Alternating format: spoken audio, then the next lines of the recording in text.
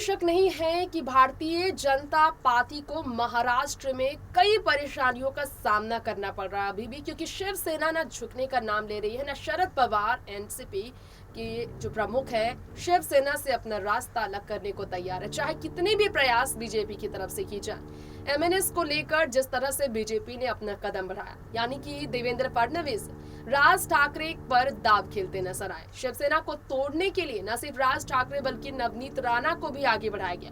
BJP का full support Navneet Rana के साथ नजर आया, लेकिन बीजेपी के सपोर्ट के बावजूद नवनीत राणा कुछ नहीं कर पाई हैं।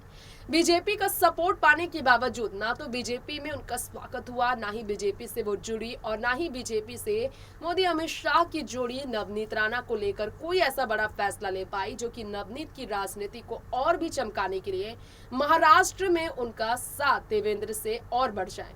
अब नवनीत राणा को आखिरकार झुकना पड़ा है, जब कोर्ट में उन्हें 1 महीने का मोहलत दिया गया कि अवैध निर्माण को लेकर अगर बीएमसी आगे कार्रवाई करती है तो उन्हें फुल फ्रीडम होगा, चाहे बुलडोजर चढ़ाने का काम ही क्यों न किया जाए। दरअसल नवनीत राणा के फ्लैट पर अवैध निर्माण के नोटिस गए थे। शिवसेना ने पुलिस प्रशासन का इस्तेमाल कर नवनीत राणा को मजा चखाने का अच्छा खासा तरीका तो ढूंढ ही लिया।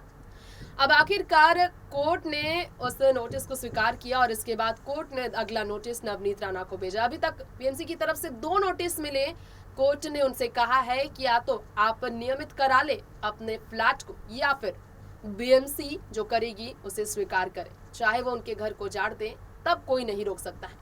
तो शिवसेना का साथ कहीं ना कहीं बीएमसी के साथ जो है नवनीत राणा को झुकने के लिए मजबूर कर गया और नवनीत ने नियमित करने के लिए फैसला ले लिया। आखिर उनका फैसला आ ही गया कि शिवसेना और एनसीपी के आगे उन्हें झुकना ही पड़ेगा। बिल्कुल शरद पवार जो कि सीएम उद्धव ठाकरे के साथ खड़े हैं।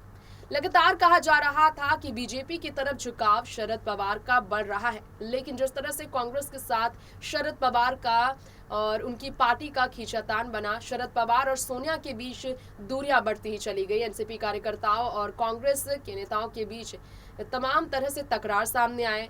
इसके बावजूद शिवसेना और एनसीपी साथ खड़ी है, तो नवनीत राणा को बीजेपी का सपोर्ट नहीं मिल रहा। आखिर उन्हें कोर्ट के सामने झुकना पड़ा है और बीजेपी भी अपना कदम नवनीत से पीछे कर पाई है।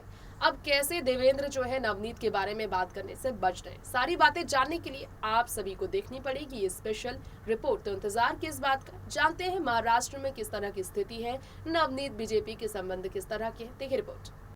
जी हाँ, हम यहाँ पर हमारे इस खास रिपोर्ट में आप सबके बीच बात कर रहे हैं एक बार फिर से खास तौर पर देखा जाए तो किसी और नहीं बल्कि सिर्फ और सिर्फ राजनेताओं के ही बारे में।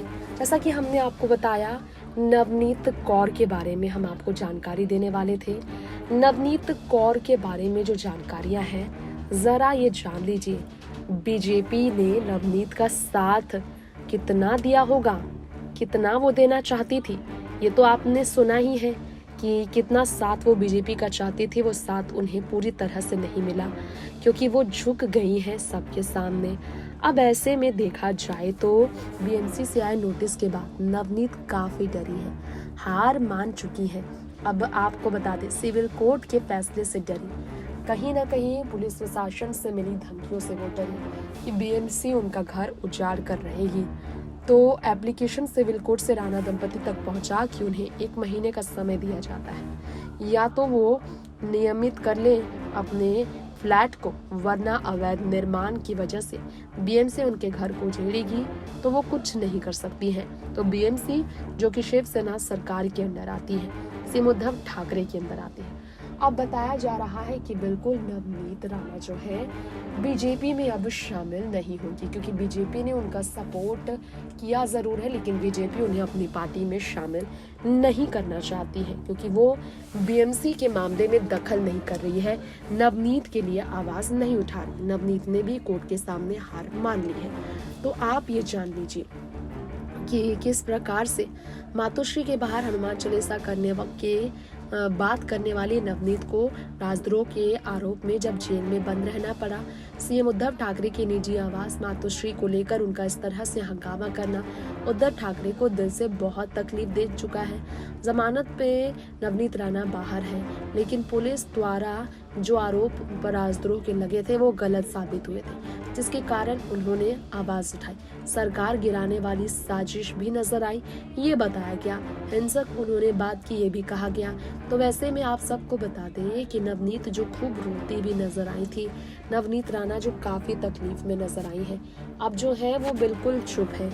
ऐसे में आपके जहन में सवाल होंगे कि बीजेपी का प्लान क्या है, बीजेपी किस तरह की प्लानिंग कर रही है, बीजेपी के मन में आखिर क्या है। तो आपको बता दें, शिवाजी के वंशज को राज्यसभा पहुंचने के लिए मातोश्री पर टेकना होगा माथा। महाराष्ट्र की 6 राज्यसभा सीटों पर जो चुनाव है उस पर शिवाजी के वंशज को लेकर ये कहा गया है। जी हाँ, संभाजी राजे ने निर्दलीय चुनाव मैदान में उतरने का जो ऐलान किया, इसके बाद शिवसेना ने शर्त रखी कि संभाजी राजे मुख्यमंत्री उद्धव ठाकरे से सरकार से मिलकर पार्टी में शामिल हो जाए। संभाजी उच्च सदन पहुंचने के लिए क्या मातोश्री जाकर समर्थन मांगेंगे, बड़ा सवाल खड़ा होता है। तो आप सबको बता दें, शिवसेना ने संभाजी को पार्टी में शामिल होने का ऑफर दे दिया है। तो बीजेपी की तरफ से तो ठुकराया ही गया नवनीत राणे को। अब जो है सो शिवसेना भी अपनी तरफ उन्हें बढ़ने नहीं देगी। सूबे में विधायकों की संख्या के लिहाजे से देखा जाए तो 2 बीजेपी, एक शिवसेना, एक कांग्रेस और एक सीट एनसीपी को मिलनी तय बताई जा रही है।